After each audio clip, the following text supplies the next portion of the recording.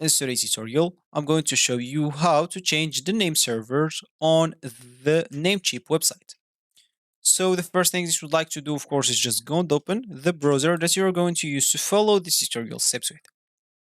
Here in my case, I'm actually using Brave, but of course in your case, you can use any other browser. It could be possibly working for you. Once you open that browser, make sure to go to the URL section and simply type namecheap.com, and hit the enter button. That should take you into the Namecheap website. And this is going to be your home screen or your main screen on the website. Of course, if you have an account, you will have to go and click at sign in option. You will find this right here instead of this username, which is because I'm already logged in into your account. So make sure to go and log in into it if you have an account. If you don't have an account, you'll have to click at sign up option and you will find this at the right of it. Of course, there's no fast way to do that, such as like sign in or sign up with Google or something like that. You'll have to fill everything manually. Once you do one of those two options, you will find yourself on the dashboard of your account. So let's just wait until we get into this page and we move on. So as you can see here is going to be the dashboard.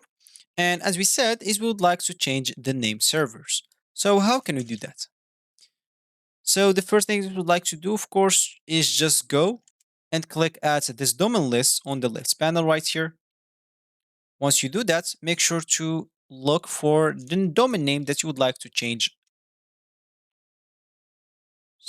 And then make sure to click on manage. Once you click on manage, that will take you into the domain option. Of course, you have here a lot of options. So what we care about is let's just look for the name servers. Then click add this, and of course you can change it to whatever you want.